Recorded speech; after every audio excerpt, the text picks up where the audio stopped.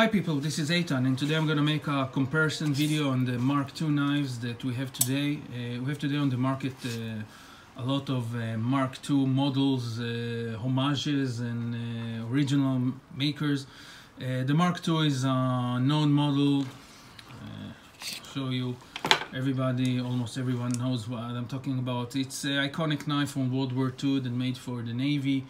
A lot of people know it is a K-bar knife, but it's actually not a K-bar knife. It's a US Navy knife that K-bar made, and a lot of other makers like this one. This is Robson, original from World War II, and Camelus also made, and other companies. I think when K-bar started to make it, they called Union Cutlery or something like that, but I'm not sure. Anyway, so I'm gonna make a sort of a comparison, because this knife is well known. Automakers make their own version or interpretation of the Mark II, and a lot of people like it. So it's a military knife. It can be useful for a lot of uses. It's sort of an all-rounder. It's supposed to be sort of a hard use of those days, survival and self-defense if may need it, and do all sorts of utility tasks, and try to design it all in one blade, and that can be mass-produced with you know, shortage of materials, because a lot of went to the war effort, and so they came out with that model, and at start they came out with leather sheath, by the way. So I'm gonna represent each one of the players here, and I'm gonna say my opinion on each one of them. Okay, so this one will represent the what we know, the classic model. Okay, what we see today is a Mark II knife, similar like the original. So we're talking about those knives came with or a leather sheath or sort of a plasticky sheath. It weighs around 400 grams with the sheath, which is I think something like 13 ounces, bit less than 13 ounces, including the sheath. It's very simple built. We have a clip point blade with a tang that comes, all hidden tang that comes up to here, up to the pommel. I chose, I have a couple of World War II Mark II, so I chose this one because you can see how the blade is designed. It's become narrow here and goes up to here, as you can see, and then it pinned or threaded. Okay, so we have a carbon steel blade. I think 7 inches was the length, not 8 was westward. Those one were around 7, with a flat or convex grind or hollow grind, depend on the period, that started at the half of the blade. A familiar fuller guard, a thin guard from steel, leather rings, handle, steel pommel, flattened, and the blade thickness is 4 millimeters. I checked it, and that's it. So this is one player. Okay, I think they were hardened around the 55 or 54 Rockwell. And some of them were blackened. Another player is the cold steel leatherneck. I took today's the current model from D2, so it weighs also around 400 grams, a bit more, which is around 13 ounces. We have here a D2 steel blade, around the 5860 Rockwell. They call it German D2 steel. Ooh, made in Taiwan. US company, German steel, made in Taiwan. Nice. Over here, so we have another clip point, but a drop point blade. The grind starts from 60% height. It's a hollow grind. The blade thickness is 4.5 millimeters. As I said, I check it. We have a very strong tip, swedge here, but very crude. We have a steel guard, a bit thicker than the Mark II, the original model, and as you see, the tang is also a bit thicker. We have a pommel, same construction, and the handle is made out of sort of a Zytel. So and the sheath is sort of a plasticky. I don't like this part because I think it could tear. I don't think it's strong enough, but it can hold the knife very nicely. It's look like very, you know, like they took this model and buffed it up a bit, put a bit steroids, as I used to say. And we have the Greg Medford model, which I received a couple of days ago. Now it's still getting used to his sheath, so it's a bit hard to take it out, so I'm not applying a lot of force. Okay, so over here we see a bit of a different player. Same but different. So we see here a model that it has a less pronounced drop point. A very thick, it's around the 6.5 millimeters, a bit less.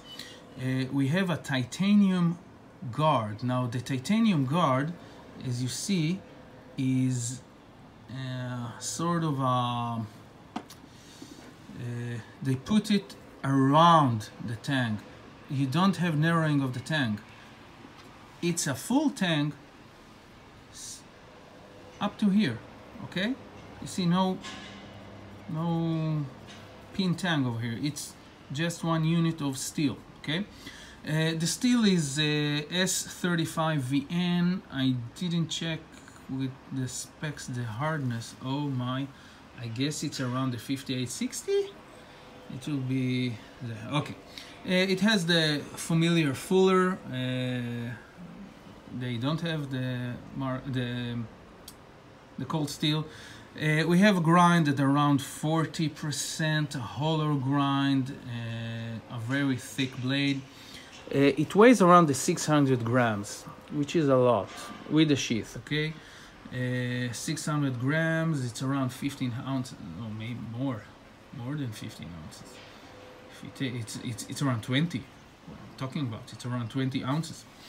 And the handle is made out of G10, as you see, very tough and strong knife. So how can I define or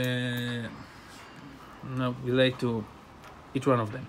Definitely this one is the first model, and it's the weaker between the three. The weaker, I mean, it has the less strong construction, okay? It's not a for hard use task, of course, you can take this model or this model, but it's the thinnest. So if you want to be a slicer, so you can use this one.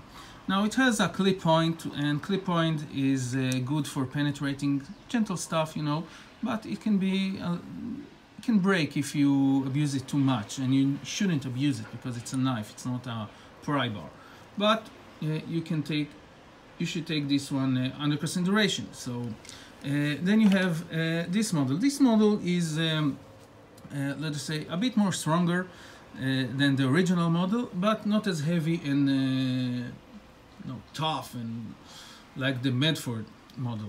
So I think as an all-rounder, it can be sufficient for most uses if you want this model. It's it's a bit on the thick side. It's 4.5 millimeters, but the grind is a bit it's higher from all the three, so it has a better slicing potential, and its construction is very good, and it's made of modern materials, and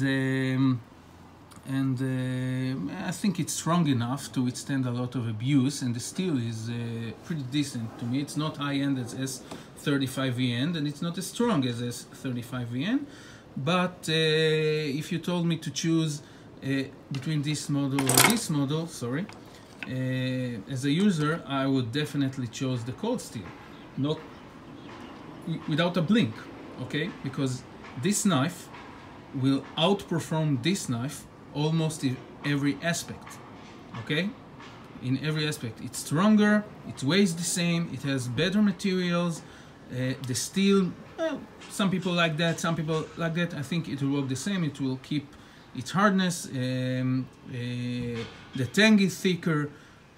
I don't know what you can ask more. I mean, it just excels, it's better than the original model. It's progress. So now we're going into what people prefer. And I put the, I'm gonna relate the price later, okay? Now we have those two. We have one player which is a heavy duty, heavy knife, with better steels, better materials, stronger materials, titanium, G10, full tang, I don't know,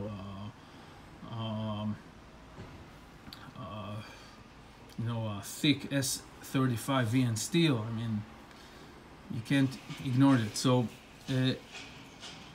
as far as concerning as a hard use knife, if you compare this, the cold steel model and Medford model, the Medford model will perform better. It will survive more. It can take a lot more of beating than the cold steel model. No question asked. This one is a full tang, 6 point something millimeter S35 VN, and this one is 4.5 D2. Not full tank, but close. So only physics, this one. But this one is heavier and chunkier, and it is not as good as a slicer as the cold steel. So I think if someone wants sort of an all-rounder, he can carry sometimes when he's going to the trip or something like that. Well, I think it's a good solution.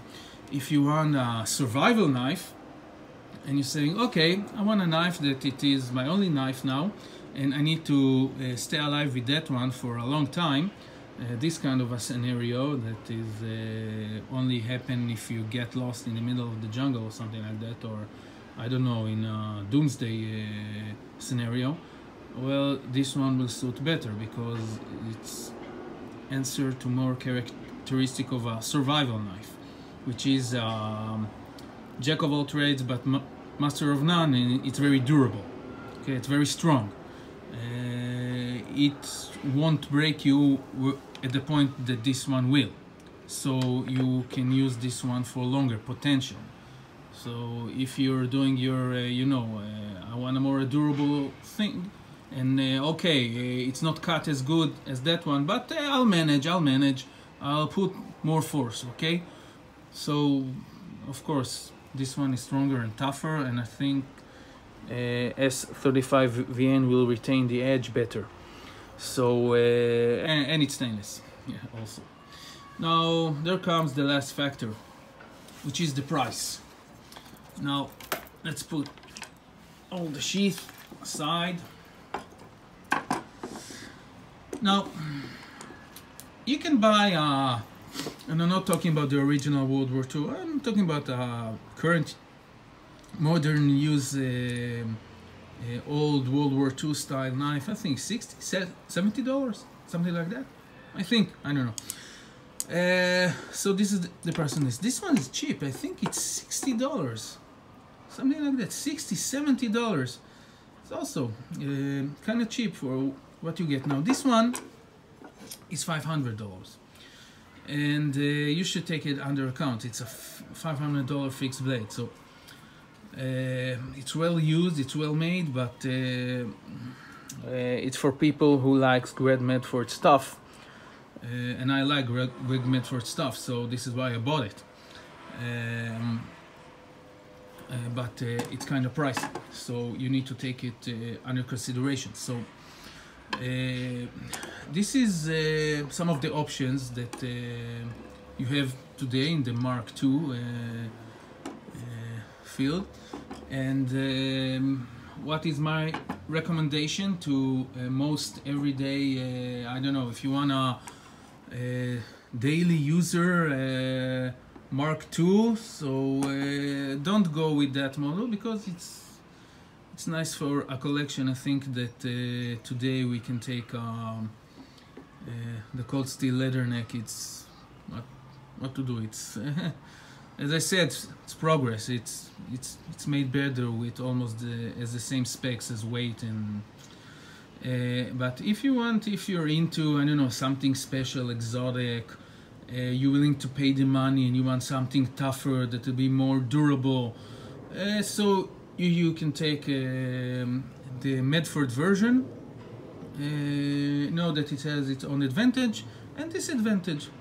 But as far as I say, as beauty and how this knife was made, I very like this model, but I'm biased a bit, you know, because I like his stuff.